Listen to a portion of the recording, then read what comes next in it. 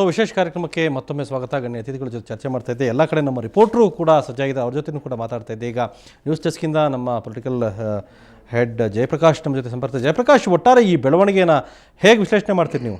ಅದಕ್ಕಿಂತ ಮೊದಲು ಅಮೀದ್ ಒಂದು ಮಾತು ಹೇಳೋದಕ್ಕೆ ಬಯಸ್ತೀನಿ. ಪಾಪ ದಿವಾಕರ್ ಸಿಕ್ಕಾಕೊಂಡ್ಬಿಟ್ರು, ಬೇರೆ ಕಾರ್ಯಕ್ರಮ ಅದರ ಒಂದು ಚರ್ಚೆಗೆ ಬರುವಂತ ಅಂದ್ಬಿಟ್ಟು ಯಾವ BJP ನಾಯಕರು ಕೂಡ ಫೋನಿಗೆ ಸಿಗ್ತಾ ಇಲ್ಲ. ಯಾಕಂದರೆ ಯಾರು ಕೂಡ ಯಾವ ರೀತಿ ಸಮರ್ಥಿಸ್ಕೊಳ್ತಾರೆ. ಆದರೆ ಒಂದಂತೂ ಸ್ಪಷ್ಟ, ಹಮೀದ್ ಇದು ಕೇವಲ ಒಂದು ಕೇಸಲ್ಲ, ಒಟ್ಟು ಯಡಿಯೂರಪ್ಪನವರ ವಿರುದ್ಧದ ಒಟ್ಟು ಕೇಸುಗಳು 6 ಇದೆ. ಸೊ ಇದು ಬಹಳ ಸಣ್ಣ ಕೇಸ್ ಆ ವಿಚಾರದಲ್ಲಿ. ಒಟ್ಟಾರೆಯಾಗಿ ಈ ಎಲ್ಲ ಪ್ರಕರಣಗಳ ವಿಚಾರಣೆ ನಡೆಯುವಾಗ ಲೋಕಾಯುಕ್ತ ಜಡ್ಜ್ ಏನಿದ್ದಾರೆ ಅವರೇ ಇದ್ದರೆ ಬಹುಶಃ ಒಂದು 2 ವರ್ಷಗಳಲ್ಲಿ ಮುಗಿದೋಗ್ಬೋದು, ಇಲ್ಲದಿದ್ದರೆ 5-6 ವರ್ಷಗಳು ನಡೀಬಹುದು. ಒಂದಲ್ಲ ಒಂದು ಕಾರಣದಲ್ಲಿ, ಒಂದು ವೇಳೆ ಅತಿ ಹೆಚ್ಚು ಅಂತಂದರೆ 7 ವರ್ಷಗಳ ಜೈಲುವಾಸಗಳು ಕೂಡ ಆಗ್ಬೋದು, ಕಡಿಮೆ ಅಂದರೆ 2 ವರ್ಷದ ಜೈಲುವಾಸಗಳು ಕೂಡ ಆಗ್ಬೋದು. ಈ ಒಂದು ವಿಚಾರದಲ್ಲಿ ಒಂದು ವೇಳೆ ಹೇಗಾದರೂ ಎಸ್ಕೇಪ್ ಆದರೆ ಬೇರೆ ಮುಂದಿನ ಹಾದಿ ಸುಗಮ ಅಂತ ಯಡಿಯೂರಪ್ಪನವರು ತಿಳ್ಕೊಂಡಿದ್ರೆ ಅದು ಅವರೊಂದು ತಪ್ಪು ಕಲ್ಪನೆ. ಯಾಕಿಂತ ನಿರ್ಧಾರಗಳನ್ನು ಕೈಗೊಳ್ತಾರೆ ಅನ್ನುವಂಥದ್ದು ಬಹಳ ದೊಡ್ಡದಾಗಿದ್ದದ್ದು ಯಡಿಯೂರಪ್ಪ ಅವರ ಬಂಧನ ಆಗತ್ತಾ ಇಲ್ವಾ ಅನ್ನೋಂಥದ್ದು. ಆ ಬಂಧನವಂತೂ ಆಗಿದೆ. ಹಾಗಾಗಿ ಜನಗಳು ಯಾವ ರೀತಿ ರೆಸ್ಪಾನ್ಸ್ ಮಾಡಿದ್ರು ಅನ್ನೋದು ಕೂಡ ಎಲ್ರಿಗೂ ಗೊತ್ತಿರುವಂಥ ವಿಚಾರ. ಸೊ ಹಾಗಾಗಿ ಇಲ್ಲಿಗೆ ಹೋದ ನಂತರ ಮತ್ತೆ ಇಂತಹ ಡ್ರಾಮಾ ಮಾಡುವಂಥ ಅಗತ್ಯ ಖಂಡಿತವಾಗ್ಲೂ ಯಡಿಯೂರಪ್ಪನವರಿಗೆ ಇರಲಿಲ್ಲ. ಸೊ ಹಾಗಾಗಿ ಎಲ್ಲ ದೊಡ್ಡ ನಾಯಕರು ಕೂಡ ಕೇವಲ ಅಂದರೆ ಒಂದು ಬೃಹತ್ ಆಗಿ ಹೆಸರನ್ನು ಸಂಪಾದಿಸಿರುವಂಥ ನಾಯಕರು ಕೂಡ ಕೆಲವೊಮ್ಮೆ ಸಣ್ಣ ಸಣ್ಣ ತಪ್ಪುಗಳಿಂದ ಎಷ್ಟು ದೊಡ್ಡ ಅಧಪತನಕ್ಕೆ ಇಳಿಯುತ್ತಾರೆ. ಸೊ ಈ ಅಧಪತನದ ಆರಂಭ ಮೊನ್ನೆ ಬಂಧನವಾಗೋದ್ರಿಂದ ಆಗಿತ್ತು. ಆದರೆ ಮತ್ತೊಮ್ಮೆ ತಮ್ಮ ಇಮೇಜನ್ನು ಈ ರೀತಿ ಯಡಿಯೂರಪ್ಪನವರು ಕೆಡಿಸ್ಕೊಳ್ಳುವಂಥ ಅಗತ್ಯ ಇರಲಿಲ್ಲ. ಯಾಕಂತಂದರೆ ಅವರು ಈ ಕರ್ನಾಟಕದ ಮಾಜಿ ಮುಖ್ಯಮಂತ್ರಿ, ಈಗಲೂ ಕೂಡ ಅವರಿಗೆ ಅಪಾರವಾದಂಥ ಜನಬೆಂಬಲ ಇದೆ, ಅದರಲ್ಲಿ 2 ಮಾತಿಲ್ಲ. ಆದರೆ ಈ ರೀತಿ ಒಂದು ಹೇಸಿಗೆ ಹುಟ್ಟಿಸುವಂಥ ರೀತಿಯಲ್ಲಿ ವರ್ತಿಸುವುದಿದೆಯಲ್ಲ, ಖಂಡಿತವಾಗಲೂ ಅದು ಯಡಿಯೂರಪ್ಪನವರಿಗೆ ಮುಂದಿನ ದಿನಗಳಲ್ಲಿ ಅವರೊಬ್ಬ ರಾಜಕೀಯ ನಾಯಕರಾಗಿರೋ ಕಾರಣದಿಂದಾಗಿ ಮುಂದಿನ ದಿನಗಳಲ್ಲಿ ಅದು ಯಡಿಯೂರಪ್ಪನವರಿಗೆ ಮುಳುವಾಗಲಿದೆ. ಹಮೀದ್, ರೈಟ್. ಜಯಪ್ರಕಾಶ್ ಮಾತಾಡ್ತೀನಿ. ರವಿಕುಮಾರ್ ಸಂಪರ್ಕದಲ್ಲಿ. ರವಿಕುಮಾರ್, ವಿಕ್ಟೋರಿಯಾ ಆಸ್ಪತ್ರೆಯ ವೈದ್ಯರು ಹೇಳಿದರು BP ಮತ್ತು ಶುಗರ್ ಇದೆ ಅನ್ನೋದು. ಅದನ್ನು ಹೊರತುಪಡಿಸಿ ಬೇರೆ ಯಾರ ರೆಕಮೆಂಡೇಶನ್ ಮೇಲೆ ಅವರು ಟ್ರೀಟ್ಮೆಂಟ್ ಮಾಡ್ತಾ ಇದ್ದಾರೆ?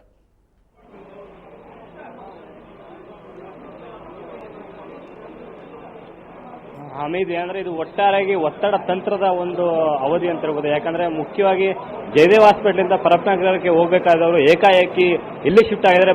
ಇಲ್ಲಿರೋ ವೈದ್ಯರು ಹೇಳೋ ಪ್ರಕಾರ ಏನಂದ್ರೆ ಮುಖ್ಯವಾಗಿ ಬೆನ್ನು ನೋವು ಮತ್ತೆ ಏನೋ ಮಧುಮೇಹ ಅಂದ್ರೆ ಸಕ್ಕರೆ ಕಾಯಿಲೆ, 2 ಕಾಯಿಲೆಯ ಸಂಬಂಧಪಟ್ಟಂಗೆ ಜಯದೇವ್ ಆಸ್ಪತ್ರೆಯಿಂದ ಇಲ್ಲಿ ಒಂದು ಶಿಫಾರಸ್ ಬಂದಿದೆ. ಅಂದ್ರೆ ಜಯದೇವ್ ಹಾಸ್ಪಿಟಲಿಂದ ಒಂದು ರೆಕಮೆಂಡ್ ಬಂದಿದೆ ಅಂತ ಹೇಳ್ತಿದ್ದಾರೆ. ಯಾಕಂದ್ರೆ ಮುಖ್ಯವಾಗಿ ಇಲ್ಲಿ ಒಂದು ಅಂಶ ಗೊತ್ತಾಗ್ತಿಲ್ಲ. ಯಾಕಂದ್ರೆ ಜಯದೇವ ಹಾಸ್ಪಿಟಲ್ ಒಂದು ಮಲ್ಟಿ ಸ್ಪೆಷಾಲಿಟಿ ಹಾಸ್ಪಿಟಲ್, ಎಲ್ಲಿ ಕೇವಲ ಕಾರ್ಡಿಯಾಲಜಿ ಸಂಬಂಧಪಟ್ಟಂಗೆ ಹೊರತುಪಡಿಸಿ ಎಲ್ಲಾ ವಿಧವಾದ ಒಂದು ಟ್ರೀಟ್ಮೆಂಟ್ ಅನ್ನು ಅಲ್ಲಿ ಕೊಟ್ಟು ಗುಣಪಡಿಸುತ್ತೆ. ನಿನ್ನೆ ಸಂಜೆ ಸಾಯಂಕಾಲ ಡಾಕ್ಟರ್ ಮಂಜುನಾಥ್ ಅವರು ಹೇಳೋ ಪ್ರಕಾರ ಯಡಿಯೂರಪ್ಪ ಆರೋಗ್ಯ ಸ್ಥಿರವಾಗಿದೆ, ನಾಳೆ ಮಧ್ಯಾಹ್ನದ ವೇಳೆಗೆ ಅವ್ರನ್ನ ಡಿಸ್ಚಾರ್ಜ್ ಮಾಡ್ತೀವಿ ಸಂಪೂರ್ಣವಾಗಿ, ಅಂದ್ರೆ ಆಸ್ಪತ್ರೆಗೆ ಡಿಸ್ಚಾರ್ಜ್ ಕಳಿಸ್ತೀವಿ ಅಂತ ಅನ್ನೋದು ಒಂದು ಮಾತು ಹೇಳಿದ್ರು. ಆದ್ರೆ ಬಹುಶಃ ಏನಂದ್ರೆ ಇಲ್ಲೊಂದು ನಾಟಕೀಯ ವಿದ್ಯಮಾನ ಅಂದ್ರೆ ಬೆಳವಣಿಗೆ ಆಗಿದೆ. ಅಂದ್ರೆ ಇವೆಲ್ಲ ಕೇವಲ 1 ಗಂಟೆ 2 ಗಂಟೆ ಅವಧಿ ಒಳಗಡೆ ಇವೆಲ್ಲ ಒಂದು ನಾಟಕೀಯ ವಿದ್ಯಮಾನ ಆಗಿದೆ. ಬಹುಶಃ 5 ಗಂಟೆಯಿಂದ ನೇರವಾಗಿ ಇಲ್ಲಿಗೆ ಬಂದಿರೋದು ಒಂದು ನಿಜವಾಗ್ಲೂ ಒಂದು ಸಂದೇಹ ಒಂದು ಹುಟ್ಟಾಗಿದೆ. ಯಾಕಂದ್ರೆ ಡಾಕ್ಟರ್ ಮಂಜುನಾಥ್ ಹೇಳಿರೋ ಪ್ರಕಾರ ಸಂಪೂರ್ಣ ಗುಣಮುಖರಾದ್ರು ಅಂತ ಹೇಳಿದ್ರು. ಇಲ್ಲಿಗೆ ಬಂದ್ಬಿಟ್ಟು ಮತ್ತೊಂದು ಕಾಯಿಲೆ ಹೇಳ್ತಾ ಇದ್ರೆ ಇದು ನಿಜಕ್ಕೂ ಒಂದು ಸಂದೇಹ. ಮತ್ತು ಇಲ್ಲಿ ಮುಖ್ಯವಾಗಿ ಮತ್ತೊಂದು ಅಂಶ ಗಣಿಸಬೇಕಾದ್ರೆ ಇಲ್ಲಿ ನಮ್ಮ ಜೊತೆ ಸಾಕಷ್ಟು ಜನ ಸಾರ್ವಜನಿಕರು ಮತ್ತೆ ಆಸ್ಪತ್ರೆಯ ಸಿಬ್ಬಂದಿಗಳಿದ್ದಾರೆ, ಆಸ್ಪತ್ರೆಯ ರೋಗಿಗಳ ಸಂಬಂಧಿಕರಿದ್ದಾರೆ. ಇಲ್ಲಿ ಯಡಿಯೂರಪ್ಪನವರು ಬಂದಾಗ ಏನು ಮುಖ ಮುಚ್ಚಿದ್ರು ಅವ್ರನ್ನ ನೋಡಿ ಒಂದು ಕ್ಷಣ ನಕ್ಬಿಟ್ರು. ಯಾಕಂದ್ರೆ ಇಂಥ ಒಬ್ಬ ಮಾಜಿ ಮುಖ್ಯಮಂತ್ರಿಗೆ, ಇಂಥ BJPಯ ಒಬ್ಬ ಸರ್ವ ಧೀಮಂತ ನಾಯಕನಿಗೆ ಇಂಥ ಒಂದು ಪರಿಸ್ಥಿತಿ ಬಂತ ಅಂತೇಳಿ ಅವರು ಒಂದು ನಕ್ಕೊಂಡ್ರು. ಅದು ನಿಜಕ್ಕೂ ಒಬ್ಬ ಧೀಮಂತ ನಾಯಕರಿಗೆ, ಒಬ್ಬ ಮುಖಂಡನಿಗೆ ಇಂಥ ಒಂದು ಅವಮಾನ ನಿಜಕ್ಕೂ ಖಂಡನೀಯ ಅಂತೇಳಿ ಇಲ್ಲಿ ಸಾರ್ವಜನಿಕರು ಹೇಳ್ತಾ ಇದ್ದಾರೆ. ಅಮೀದ್, ರೈಟ್. ರವಿಕುಮಾರ್ ಮಾತಾಡ್ತೀನಿ. ನಾಗರಾಜ್ ಮೈಸೂರಿನಿಂದ. ನಾಗರಾಜ್, ಈ ಎಲ್ಲ ಬೆಳವಣಿಗೆ ಬಗ್ಗೆ ಮೈಸೂರು ಜನ ಏನು ಹೇಳ್ತಾರೆ? ಖಂಡಿತವಾಗ್ಲೂ ಅಮೀದ್, ರಾಜ್ಯದ ಈ ಎಲ್ಲ ಬೆಳವಣಿಗೆಗಳ ಬಗ್ಗೆ ಮೈಸೂರಿನ ಜನ ಹೇಳೋದಕ್ಕಿಂತ ಹೆಚ್ಚಾಗಿ ಮೈಸೂರಿನಲ್ಲೇ ತೀರಾ ಸ್ಪಷ್ಟವಾಗಿ ಒಂದು ಯಡಿಯೂರಪ್ಪನವರ ಬಣ ಮತ್ತು ಯಡಿಯೂರಪ್ಪನ ವಿರೋಧಿ ಬಣ ಅಂತ 2 ಗುಂಪುಗಳು ತೀರಾ ಸ್ಪಷ್ಟವಾಗಿ ಮೈಸೂರಿನಲ್ಲಿ ಗುರುಸಲ್ಪಟ್ಟಿದೆ.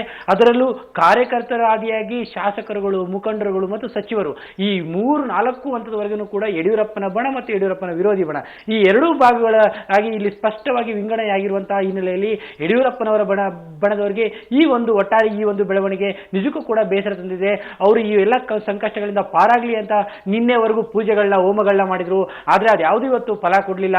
ಅವರು ಮತ್ತೆ ಜಾಮೀನು ಸಿಗದೆ ಮತ್ತೆ ಜೈಲಿಗೆ ಹೋಗಿದ್ದಾರೆ. ಹೀಗಾಗಿ ಯಡಿಯೂರಪ್ಪನ ಬಣದವರಿಗೆ ಬೇಸರ ಆಗಿದೆ. ಯಡಿಯೂರಪ್ಪನ ವಿರೋಧಿ ಬಣದವರಿಗೆ ಇದು ಸಹಜವಾಗಿ ಸಂತೋಷ ತಂದುಕೊಟ್ಟಿದೆ. ಆದ್ರೆ ಅದನ್ನು ಬಹಿರಂಗವಾಗಿ ಹೇಳಕ್ಕಾಗ್ತಾ ಇಲ್ಲ. ಆದ್ರೆ ಮೈಸೂರಿನ ಜನರು ತೀರಾ ಪ್ರಜ್ಞಾವಂತರ ಜನರು. ಇವರ ಯಾವ ಪ್ರತಿಭಟನೆಗಳಿಗೂ, ಇವರ ಯಾವ ಪೂಜೆ ಪುನಸ್ಕಾರಗಳಿಗೂ ಯಾರು ಕೂಡ ನೇರವಾಗಿ ಭಾಗವಹಿಸ್ತಾ ಇಲ್ಲ. ಇದೆಲ್ಲದೂ ಕೂಡ BJP ಬೇಸ್ಡ್ ಆಗಿ ಮಾತ್ರ ಪೂಜೆಗಳು ಪುನಸ್ಕಾರಗಳು ನಡೀತಾ ಇದೆ ಹೊರತು ಸಾಮಾನ್ಯ ಜನರು ಇದಕ್ಕೂ ನಮಗೂ ಸಂಬಂಧ ಇಲ್ಲ. ಈ ರೀತಿಯಾದಂತಹ ರಾಜಕೀಯ ಘಟನೆಗಳಿಗೆ ಅದು ಯಾವುದೇ ಇರ್ಬೋದು, ಅದು ಯಡಿಯೂರಪ್ಪನವರಾಗಿರ್ಬೋದು ಅಥವಾ ಯಡಿಯೂರಪ್ಪನ ವಿರೋಧಿ ಪಡ ಆಗಿರ್ಬೋದು, ಯಾವುದಕ್ಕೂ ಕೂಡ ನಾವು ಬೆಲೆ ಕೊಡೋದಿಲ್ಲ. ನಮ್ಮ ಉದ್ದೇಶ ಏನಿದ್ರು ಮತ್ತು ನಮ್ಮ ಬೆಂಬಲ ಏನಿದ್ರು ಕೂಡ ರಾಜ್ಯದ ಅಭಿವೃದ್ಧಿ ವಿಚಾರಕ್ಕೆ ಅನ್ನೋ ದೃಷ್ಟಿಯಿಂದ ಅಷ್ಟೇ ಮೌನವಾಗಿದ್ದಾರೆ. ಈ ಎಲ್ಲಾ ಬೆಳವಣಿಗೆಗಳ ಬಗ್ಗೆ ತಟಸ್ಥರಾಗಿ ಮೈಸೂರಿನ ಜನ ವರ್ತಿಸ್ತಾ ಇದ್ದಾರೆ. ಓಕೆ ನಾಗರಾಜ್, ನಿಮ್ಮ ಜೊತೆ ಮಾತಾಡ್ತೀನಿ. ಅದಕ್ಕೆ ಮೊದಲು ನಮ್ಮ ಜೊತೆ ಮಂಜುನಾಥ್ ಇದ್ದಾರೆ ಜೈಲ್ ಹತ್ರ. ಮಂಜುನಾಥ್, ಪರಪ್ಪನ ಅಗ್ರಹಾರದ ಜೈಲಾಧಿಕಾರಿಗಳು ಏನಾದರೂ ಮಾತಾಡಿದರೆ ಇದ್ರ ಬಗ್ಗೆ?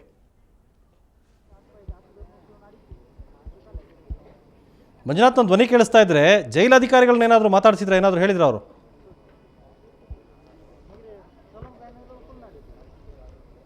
ಇದುವರೆಗೂ ಯಾರೊಬ್ಬರು ಬಂದಿದ್ದೇನೆ ಇದ್ರ ಬಗ್ಗೆ ಯಾವುದೇ ಪ್ರತಿಕ್ರಿಯೆಯನ್ನ ನೀಡಲಿಲ್ಲ ಹಮೀದ್. ಏನಂತಂದ್ರೆ ಹೀಗೆ ಬರ್ಬೋದು ಹಾಗೆ ಬರಬಹುದು ಅಂತ ಹೇಳಿದ್ದೇನೆ. ಇಲ್ಲಿನ ಭದ್ರತಾ ವ್ಯವಸ್ಥೆಗಳನ್ನ ಸಾಕಷ್ಟು ಕಂಟ್ರೋಲ್ ಮಾಡಿದ್ರು. ಆದ್ರೆ ಅಂತಿಮ ಕ್ಷಣಗಳಲ್ಲಿ ಅಂದ್ರೆ ಯಾವೊಂದು 5:30-6 ಗಂಟೆ ಸಮಯದಲ್ಲಿ ಇನ್ನೇನು ಬರಬಹುದು ಅನ್ನೋಂಥ ನಿರೀಕ್ಷೆ ಇತ್ತು.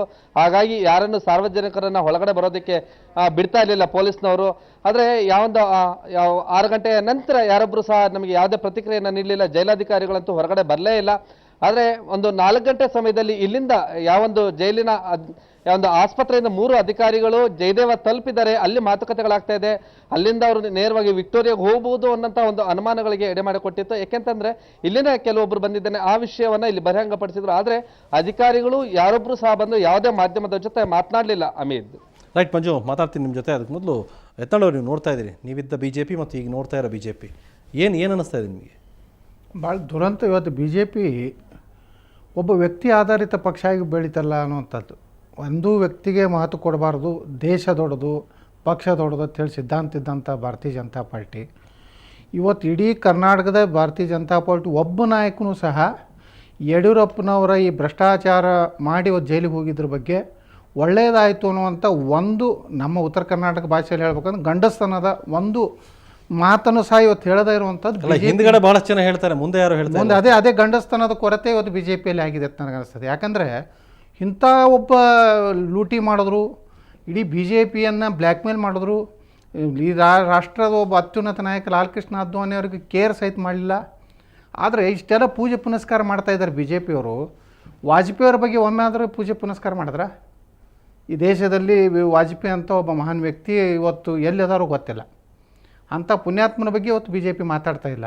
ಒಬ್ಬ ಭ್ರಷ್ಟನ ಬಗ್ಗೆ ಇವತ್ತು BJP ಕರ್ನಾಟಕ ಈಶ್ವರಪ್ಪನವರು ಯಾವಾಗ ಕಾಲು ಮುಗಿತಾರೋ ಯಾವಾಗ ಕಾಲನ್ನು ಓದಿತಾರೋ ಗೊತ್ತಿಲ್ಲ. ಮೊನ್ನೆ ಶಿವಮೊಗ್ಗದಲ್ಲಿ ಕಾಲು ಮುಗಿದ್ರು, ಅದ್ರ ಹಿಂದೆ ಭಿನ್ನ ಮತ ಪ್ರಾರಂಭ ಮಾಡೋರೇ ಈಶ್ವರಪ್ಪ. ಇಂಥ ನಾಯಕರು ತೊಗೊಂಡು BJP ಇವತ್ತು ಸಂಪೂರ್ಣವಾಗಿ ದಿವಾಳಿ ಆಗಿದೆ. ಇವತ್ತು ಯಡಿಯೂರಪ್ಪನವ್ರಿಗೆ ಸರೆಂಡರ್ ಆಗಿದೆ. ಇವತ್ತು ನೋಡ್ತಾ ಇದ್ದೀವಿ ರಾಜ್ಯದಲ್ಲಿ ಭೀಕರ ಬರಗಾಲ. ಮುಖ್ಯಮಂತ್ರಿಗಳೇ ಘೋಷಣೆ ಮಾಡಿದಂತೆ 86 ತಾಲೂಕು ಭೀಕರ ಬರಗಾಲ ಇದೆ. ಅದಕ್ಕಾಗಿ ಯಾವುದೇ ರೀತಿ ಮಂತ್ರಿಗಳು ಇವತ್ತು ಪ್ರವಾಸ ಮಾಡ್ತಾ ಇಲ್ಲ. ಎಲ್ಲರೂ ಜಯದೇವ್ ಮುಂದೆ ಇದ್ದರು. ನಾಳೆ ಬೆಳಿಗ್ಗೆ ಎಲ್ಲರೂ ವಿಕ್ಟೋರಿಯಾ ಮುಂದಿರ್ತಾರೆ. ಆ ರಾಜ್ಯದ ಜನ ಇವತ್ತು ಎಷ್ಟು ಜನ ಇವತ್ತು ಭೀಕರ ಬರಗಾಲದಿಂದ ಇವತ್ತು ರಾಯಚೂರದಲ್ಲಿ ಇವತ್ತು ಏನು ಪೌಷ್ಟಿಕಾಂಶದ ಕೊರತೆಯಿಂದ ಇವತ್ತು ನಡೀತಾ ಇದ್ದಾರೆ. ನಿಮ್ಮ ಪಕ್ಷದ ನಾಯಕರು ಏನು ಅಷ್ಟೊಂದು ಮೃದು ಧೋರಣೆ ತಳಿತಾ ಇದ್ದಾರಲ್ಲ? ಇಲ್ಲ ಸರ್, ಈಗ ಏನಾಗ್ತದೆ, ರಾಜ್ಯದ ನಮ್ಮ ಪಕ್ಷದ ಸನ್ಮಾನ್ಯ ಕುಮಾರಸ್ವಾಮಿ ಅವರು ಒಂದು ಮಾನವೀಯ ದೃಷ್ಟಿಯಿಂದ ಯಾವಾಗಲೂ ರಾಜಕಾರಣ ಎಲ್ಲದರಲ್ಲಿ ಮಾಡಬಾರ್ದು ಅನ್ನೋವಂಥದ್ದು. ಒಬ್ಬ ಮಾಜಿ ಮುಖ್ಯಮಂತ್ರಿಗಳಾಗಿ ಈ ರೀತಿ ಒಂದು ಕೆಟ್ಟ ಪರಿಸ್ಥಿತಿ ಬತ್ತಲ್ಲ ಅನ್ನುವಂಥದ್ದು ಈ ರಾಜ್ಯದ ಒಂದು ಸುಸಂಸ್ಕೃತವಾದಂಥ ಒಂದು ನಾಡು ಅಲ್ಲ. ನಾಡು ಇಡೀ ವಿಧಾನಸೌಧದಲ್ಲಿ ಕರೆಂಟ್ ಹೋದಾಗಲೇ ಬ್ರೆಜಿಲ್ ನಿಯೋಗ ಬಂದಾಗಲೇ ನಮ್ಮ ಮರ್ಯಾದೆ ಹರಾಜು ಆಗಿದೆ ಅಲ್ಲೂ. ಅನಂತರ ಎಲ್ಲೆಲ್ಲಿ ಕರೆಂಟ್ ಹೇಗಾಗ್ತಾ ಇದೆ, ನಮ್ಮ ವ್ಯವಸ್ಥೆ ಏನಿದೆ ಅನ್ನೋ ಎಲ್ಲ ವಿಚಾರಗಳು ರಾಜ್ಯದ ಜನತೆ ಗೊತ್ತಾಗಿದೆ. ಒಂದು ಕಡೆ 22 ಲಕ್ಷ ಗ್ಯಾಸ್ ಕಲೆಕ್ಷನ್ ಹಾಕಿದ್ರು, ಇನ್ನೊಂದು ಕಡೆ ಕರೆಂಟ್ ಇಲ್ಲ, ಒಂದು ಕಡೆ ನೀವು ಬರಗಾಲ, ನೀರಿಲ್ಲ, ಈ ಎಲ್ಲ ವ್ಯವಸ್ಥೆ ಗ್ಯಾಸ್ ಕನೆಕ್ಷನ್ ಅವ್ರು ಕಿತ್ತು ಹಾಕ್ತೀನಿ ಅಂತ ಹೇಳ್ತಾರೆ ಶೋಭಾ ಕರಂದ್ಲಾಜೆ ಅವರು. ಆದರೆ ಸದಾನಂದ ಗೌಡರು ಒಂದು ಹೇಳಿಕೆಯನ್ನು ಬೇರೆ ಕೊಡ್ತಾರೆ. ಅಂದರೆ ಯಾರೂ ಕಂಟ್ರೋಲ್ನಲ್ಲಿ ಯಾರೂ ಇಲ್ಲ. ಎಲ್ಲ ಒಂದು ಕಡೆ ಯಡಿಯೂರಪ್ಪನವ್ರಿಗೆ ಎಲ್ಲಿವರೆಗೆ ತಾಕೀತು ಮಾಡಿದ್ದಾರೆ ಅಂದರೆ ದಿನಾಲೂ ಅವ್ರು ಅಟೆಂಡೆನ್ಸ್ ಕೊಡಬೇಕು ದವಾಖಾನೆಗೆ. ಯಾವ MLA ಬಂದ, ಯಾವ ಮಂತ್ರಿ ಬಂದ, ಯಾಕೆ ಬರಲಿಲ್ಲ, ಅಲ್ಲಿರುವಂಥವ್ರು ಹೋಗಿ ಯಡಿಯೂರಪ್ಪನವ್ರಿಗೆ ಹೇಳ್ತಾರೆ, ನೋಡಿ ಸರ್ ಅವನು ಬಂದಿಲ್ಲ, ಅವನಿಗೆ ಮುಂದಿನ ಸಲ ಟಿಕೆಟ್ ಕಟ್ ಮಾಡಬೇಕು. ದವಾಖಾನೆಯಲ್ಲಿ ನಡೆಯುವಂಥ ಚರ್ಚೆ ಇವತ್ತು ನಾನು BJPಯಲ್ಲಿ ಸಾಕಷ್ಟು ಜನ ಹೊರಗಡೆ ಬಂದ ಮೇಲೆ ಯಡಿಯೂರಪ್ಪನವರ ಏನು ICUದಲ್ಲಿ ಏನು ಚಟುವಟಿಕೆ ನಡೀತಾ ಇದೆ ಅನ್ನೋಂಥದ್ದು ನಾನು ಈಗ ನಾನು ಬರೋ ಮುಂದೆ ಒಂದು ಫೋನ್ ಬಂತು. ನಮ್ಮದು ಏನು ಸುವರ್ಣದಲ್ಲಿ ಇವತ್ತೇನು ಬರ್ತಾಯಿದೆ ದಿವಾಕರ್ ಅವರು, ನಮ್ಮ ಮಂಜಣ್ಣವರು, ನಾನು ಏನಪ್ಪ ಇದೇನು ಮತ್ತೇನು ಇವರು ಸುವರ್ಣವ್ರ ಗಲಾಟೆ ಅಂತ ಹೇಳಿ ಅಲ್ಲಿ ಹೋದಂಥವ್ರಿಗೆ ಮಾತನಾಡುವಂಥದ್ದು ಹೊರಗೆ ಇವತ್ತೇನು BJP ನಡೆದು ನಾನು ಇಷ್ಟೇ ಹೇಳ್ತಾ ಇದ್ದೇನೆ BJP ನಾಯಕರಿಗೆ, ಇಷ್ಟೆಲ್ಲ ಮಾನ ಮರ್ಯಾದೆ ಕಳ್ಕೊಂಡು ಸ್ವಾಭಿಮಾನ ಕಳ್ಕೊಂಡು ಏನು ರಾಜ್ಯದಲ್ಲಿ ಇವತ್ತು ನೀವೇನು ಕೆಲಸ ಮಾಡ್ತಾಯಿದ್ದೀರಿ, ನಿಜಕ್ಕೂ ಬಿ ಜೆ ಪಿಯನ್ನು ನೀವು ಉದ್ಧಾರ ಮಾಡೋಂಥರಲ್ಲ. ಏನು ಇವತ್ತು ಒಂದು ಲಾಲಕೃಷ್ಣ ಅದ್ವಾನಿ ಅವರು ಇವತ್ತೇನು ಹೇಳ್ತಾ ಇದ್ದಾರೆ, ನಾವು ಭ್ರಷ್ಟಾಚಾರದ ವಿರುದ್ಧ ಹೋರಾಟ ಏನು ಹಿಡಿದಿದೆ ಕರ್ನಾಟಕದ ಬಗ್ಗೆ ಏನು ಹೇಳ್ತಾರೆ ಲಾಲಕೃಷ್ಣ ಅದ್ವಾನಿ ಅವರು? ಅದಕ್ಕೆ ಅವ್ರು ಬೆಂಗಳೂರಿಗೆ ಅವರಿಗೆ ಕರಾವಳಿಯಿಂದ ಆಚೆ ಹೋಗ್ತಾ ಇದ್ದಾರೆ, ಒಳಗಡೆ ನೋಡಬೇಕು ಅವರು ಯಾವ ಮುಖ ಇಟ್ಕೊಂಡು ಈ ರಾಜ್ಯಕ್ಕೆ ಬರ್ತಾರೆ, ಏನು ಸಮರ್ಥನೆಯನ್ನು ಕರ್ನಾಟಕ ಭಾರತೀಯ ಜನತಾ ಪಾರ್ಟಿ ಮಾಡ್ತಾರೆ. ಈಗ ಭಾರತೀಯ ಜನತಾ ಪಕ್ಷದ ಪ್ರಶ್ನೆ ನೇರ ಉತ್ತರ ಹೇಳ್ಬಿಡಿ. ಹೇಳ್ತೀನಿ, ದಯವಿಟ್ಟು accused is presumed to be innocent till the guilt is proved. ಇವತ್ತು ಮಾನ್ಯ BS ಯಡಿಯೂರಪ್ಪನವ್ರ ಮೇಲೆ ಲೋಕಾಯುಕ್ತ ವರದಿ ಆಪಾದನೆ ಬಂದಾಗ ಪಕ್ಷ ಅವರನ್ನು ರಾಜೀನಾಮೆ ತಗೊಳ್ತಕ್ಕಂಥ ಬಹುಶಃ ಒಬ್ಬ ರಾಜಕಾರಣಿಗೆ ಅದಕ್ಕಿಂತಲೂ ದೊಡ್ಡದಾದಂಥ ಇದಾಗಲ್ಲ. ಅದಕ್ಕಿಂತ ಮೊದಲು ಒಂದು ಉತ್ತರ ಹೇಳಿ, ಕೋರ್ಟ್ ಜುಡಿಷಿಯಲ್ ಕಸ್ಟಡಿಗೆ ಒಬ್ಬ ವ್ಯಕ್ತಿನ ಯಾಕೆ ಕಳಿಸುತ್ತೆ ಅದನ್ನ ಹೇಳಿ ಸರ್. ಕೋರ್ಟ್ ಜುಡಿಷಿಯಲ್ ಕಸ್ಟಡಿಗೆ ಯಾಕೆ ಕಳಿಸ್ತದೆ ಅಂತಂದರೆ, ಜಾಮೀನು ಅರ್ಜಿಯನ್ನು ವಜಾ ಮಾಡಿದಾಗ ಕೋರ್ಟ್ ಅದನ್ನು ಹೇಳಿ. ನೋಡಿ, ಜಾಮೀನು ಅರ್ಜಿಯನ್ನು ವಜಾ ಮಾಡಲಿಕ್ಕೆ ಅನೇಕ ಕಾರಣಗಳಿವೆ. ಹೇಳಿ, ಒಂದೆರಡು ಮೂರು ಕಾರಣ ಹೇಳಿ, ರಾಜ್ಯ ಜನತೆ ಗೊತ್ತಾಗಲಿ. ಹಿರಿಯ ನ್ಯಾಯವಾದಿಗಳಿದ್ದಾರೆ. ಒಂದು ಹೇಳ್ತೇನೆ, ಇವತ್ತು ನಮ್ಮಲ್ಲಿ ಮ್ಯಾಜಿಸ್ಟ್ರೇಟ್ ಕೋರ್ಟ್ ಮುಂದೆ ಬೇಲ್ ಬೇಕಾದಾಗ 437 ಸರ್ ಅದೆಲ್ಲ ಬೇಡ ಸರ್, ಇದು ವಿಚಾರ ಹೇಳಿ ಸರ್. ಒಂದು ಪಾಯಿಂಟ್ ಹೇಳಿ ಸರ್. ಒಂದು, ಸಾಕ್ಷ್ಯಾಧಾರಗಳನ್ನು ನಾವು ನಾಶ ಮಾಡ್ತೇವೆ. ಒಂದು. ಇನ್ನೊಂದು, ದೇಶ ಬಿಟ್ಟು ಹೋಗ್ತಾರೆ. ಎರಡು. ಮೂರನೇದು, ಈ ಪ್ರಕರಣದ ವಿಚಾರಣೆಗೆ ತೊಂದರೆ ಕೊಡ್ತಾರೆ ಅಂತಕ್ಕಂಥ 3 ಕಾರಣ. ಈ 3 ಗಂಭೀರವಾದಂತಹ ಆರೋಪಗಳು ಮೇಲ್ನೋಟಕ್ಕೆ ಸಾಬೀತಾಗಿದೆ ಆ ನ್ಯಾಯಾಧೀಶರಿಗೆ ಅನಿಸಿದಾಗ ಮಾತ್ರ ವಕೀಲ ಹೇಳ್ತಾರೆ. ಬಿಡಬೇಡಿ ಸರ್, ವಕೀಲ ಹೇಳ್ತಾರೆ. ನಾ ಹೇಳ್ತೇನೆ ನೋಡಿ, ಪ್ಲೀಸ್ ದಯವಿಟ್ಟು ಹೇಳ್ತೇನೆ, ಪ್ರೈಮಾ ಫೇಸಿ ಕೇಸ್ ಮೇಡ್ ಔಟ್ ಅಂಬತಕ್ಕಂಥ ಏನು ಹೌದು ತಾನೆ, ಆ ಗ್ರೌಂಡ್ಸ್ ಮೇಲೇನೆ ಜುಡಿಷಿಯಲ್ ಕಸ್ಟಡಿಗೆ ಕೋರ್ಟ್ ಕೊಡುತ್ತೆ. ಅದರ ಮೇಲೆ ಜುಡಿಷಿಯಲ್ ಕಸ್ಟಡಿಗೆ ಒಂದು ಹೇಳ್ತೇನೆ ಕೇಳಿ. ಇವತ್ತು ಒಂದು ಕೋರ್ಟ್ ತೀರ್ಮಾನ ಕೊಟ್ಟಾಗ ವಕೀಲರು ನಾವೇನು ಹೇಳ್ತೇವೆ, much oblige your honour, much oblige your lordship. ಇವತ್ತು ಸೆಷನ್ಸ್ ಕೋರ್ಟ್ನ ತೀರ್ಪು ಸರಿಯೇ ತಪ್ಪು ಅಂತ ಹೇಳಿ ನಾನು ಬಹಿರಂಗ ಚರ್ಚೆಯನ್ನು ಆದರೆ ಆ ತೀರ್ಪನ್ನು ಹೈಕೋರ್ಟ್ನಲ್ಲಿ ಪ್ರಶ್ನಿಸಿದಾಗ ನಾವು ಹೇಳ್ತಕ್ಕಂಥ ಶಬ್ದಗಳೇನು, ಕೆಳಗಿನ ನ್ಯಾಯಾಲಯ ನ್ಯಾಯಾಂಗೀಯ ತಪ್ಪನ್ನು ಮಾಡಿದೆ, ಆದ್ದರಿಂದ ಅದನ್ನು ಕರೆಕ್ಟಿವ್ ಆಗಿ ನಾವು ಇವತ್ತು ನಿಮ್ಮ ಕೋರ್ಟಿಗೆ ಬಂದಿದ್ದೇವೆ, ಅಪೀಲ್ ರಿವಿಷನಲ್ಲಿ ನಾವು ಹೇಳ್ತೇವೆ. ಅಲ್ಲೂ ಏನಾಯ್ತು ಇನ್ನು ಇವತ್ತು ಹಿಂದೆ ಬೇಲ್ ಅಪ್ಲಿಕೇಶನ್ ನೀವು ಹಾಕೊಂಡಿದ್ದ ಆಂಟಿಸಿಪೇಟರಿ ಏನಾಯ್ತು ನೋಡಿ. ಆಂಟಿಸಿಪೇಟರಿ ಬೇಲ್ ರಿಜೆಕ್ಟ್ ಆದ ತಕ್ಷಣ ಆಂಟಿಸಿಪೇಟರಿ ಬೇಲ್ ಏನಾಗುತ್ತೆ, ನಾವೇನೊಂದು ಈಗ ಅವ್ರ ಅಪರಾಧಿ ಅಂತ ತೀರ್ಮಾನ ಆಗಿಲ್ಲ ಅಂತ ನೀವು ಹೇಳ್ತಾ ಇದ್ರಿ, ನಿಜ, ನಾವು ಹೇಳ್ತಾ ಇಲ್ಲ. ಬಟ್ ಆದ್ರೆ ಈಗ ನೀವು ಬೇಲ್ ಅಪ್ಲಿಕೇಶನ್ ರಿಜೆಕ್ಟ್ ಆಗೋದು ಯಾವಾಗ? ನೀವು ಹೇಳ್ಬಿಟ್ರು ಬಿಡಿ. ಈಗ ತಿರ್ಗಾ ಮತ್ತೆ ದಿವಾಕರ್ ಎಲ್ಲಿವರೆಗೆ ಇವತ್ತು ಬಿಜೆಪಿ ಪರಿಸ್ಥಿತಿ ಎಲ್ಲಿವರೆಗೆ ಬಂದಿದೆ ಅಂದರೆ, ಇವತ್ತು ಬೆಳಿಗ್ಗೆ ಡಾಕ್ಟರ್ ಶಿವಕುಮಾರ್ ಮಹಾಸ್ವಾಮಿಗಳು ಬಂದರು, ತುಮಕೂರು ಸಿದ್ಧಗಂಗೆ ಸ್ವಾಮಿಗಳು. ಬಹುಶಃ ಪಾಪ ಅವ್ರಿಗೆ ಗೊತ್ತೇ ಇಲ್ಲ ಯಡಿಯೂರಪ್ಪನವ್ರು ಯಾವ ಅಡಿಯಲ್ಲಿ ದವಾಖಾನೆಗೆ ಹಾಕಿದ್ದಾರೆ ಅಂತೇಳಿ. ಅವ್ರಿಗೆ ಸೋಮಣ್ಣ ಅಂತವರು ಅವ್ರು ಸುಮ್ಮನೆ ಪಾಪ ಅವ್ರಿಗೆ ಆರಾಮಿಲ್ಲ ಅದಕ್ಕೆ ಹಾಕಿದ್ದಾರೆ, ದಯವಿಟ್ಟು ಬನ್ನಿ ಬುದ್ಧಿ ಜೊತೆ ಕರ್ಕೊಂಡು ಬಂದಿದ್ದಾರೆ. ಅವ್ರಿಗೆ ಗೊತ್ತಿಲ್ಲ ಇವರು ಭ್ರಷ್ಟಾಚಾರ ಪ್ರಕರಣದಲ್ಲಿ ಜೈಲಿನಲ್ಲಿದ್ದು ಜೈಲಿನಿಂದ ಶಿಫ್ಟ್ ಆಗಿದ್ದಾರೆ ಅನ್ನೋಂಥ ಪಾಪ ಅವ್ರಿಗೆ ಗೊತ್ತಿಲ್ಲ. ಈ ರೀತಿ ಸ್ವಾಮೀಜಿಗಳನ್ನು ಸಹ ದಾರಿ ತಪ್ಪಿಸಿ, ಇದನ್ನು ಏನಿದೆ ಸ್ವಾಮೀಜಿಗಳನ್ನು ಯಾಕೆ ದಾರಿ ತಪ್ಪಿಸೋದು, BJP ವರಿಷ್ಠ ಮಂಡಳಿನ ಭಯ, ಲಿಂಗಾಯತರು ಒಂದು ವೇಳೆ ಏನಾದರೂ ಯಡಿಯೂರಪ್ಪ ಕೈ ಹಚ್ಚಿದ್ರೆ BJPನೇ ಕರ್ನಾಟಕದಲ್ಲಿ ನಾಶ ಮಾಡ್ತಾರೆ. ಈ ರೀತಿ ಒಂದು ವಾತಾವರಣ ಏನು ಇವತ್ತು ಸೋಮಣ್ಣ ಅಂತವ್ರು ಯಾವ ರೀತಿ ಇಡೀ ರಾಜ್ಯದಲ್ಲ ದೇಶದ ಜನ ಇವತ್ತು ಅಟಲ್ಜಿ ಅವ್ರ ಬಳಿ ನಾವು ಹೋದಾಗ ಶಿವಕುಮಾರ ಸ್ವಾಮಿಗಳ ಬಗ್ಗೆ ಅವನು ನಡೆದಾಡದವರು ಅಂತೇಳಿ ವಾಜಪೇಯಿ ಅವರು, ಡಾಕ್ಟರ್ APJ ಕಲಾಂ ಅಂತ ವಾಜಪೇಯಿ ಅನಾರೋಗ್ಯ ಪೀಡಿತರಾಗಿ ಈಗ ಮೂಲೆಯಲ್ಲಿದ್ದಾರೆ, ಪಾಪ ಯಾರು ಪೂಜೆ ಮಾಡಲಿಲ್ಲ. ಪ್ರಶ್ನೆ ಕೂಡ ಹೌದು ದಿವಾಕರ್ ಅವರು, ವಾಜಪೇಯಿ ಬಗ್ಗೆ ಯಾರು ಮಾತಾಡ್ತಾರೆ ಸರ್. ಯತ್ನಾಳ್ ಅವರು ಮತ್ತು ಸೋಮಣ್ಣವರ ವಾಕ್ ಸಮರಗಳನ್ನು ನಾವು ನೋಡಿದ್ದೇವೆ. ಆದರೆ ಒಂದು ಹೇಳ್ತೇನೆ, ಇವತ್ತು ಪರಮ ಪೂಜ್ಯ ಪೇಜಾವರ ಶ್ರೀಗಳು ಕೂಡ ಆಸ್ಪತ್ರೆಗೆ ವಿಸಿಟ್ ಮಾಡಿದರು. ಬಹುಶಃ ನಾನು ಇದನ್ನು ಹಿರಿಯರಾದ ಯತ್ನಾಳ್ ಅವರು ಸ್ವಾಮೀಜಿಗಳ ವಿಚಾರ ಬೇಡ.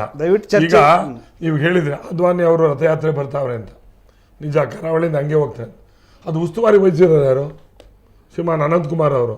ಅವ್ರ ಹಿನ್ನೆಲೆ ಏನು? 14,000 ಕೋಟಿ ಹೊಡೆದಿರ್ತಕ್ಕಂಥ ಕೀರ್ತಿ ಇನ್ನೂ ಇದೆಯಲ್ರಿ ಅವ್ರದ್ದು. ರೈಟ್, ಅದ್ರ ಬಗ್ಗೆ ಮಾತಾಡೋಣ. 3 ಜನ ಮಾತಾಡ್ತೀನಿ, ಅದ್ರ ಬಗ್ಗೆ ಚರ್ಚೆ ಮಾಡ್ತೀನಿ. ಅದಕ್ಕೂ ಮೊದಲು ಒಂದು ಚಿಕ್ಕ ಬ್ರೇಕ್.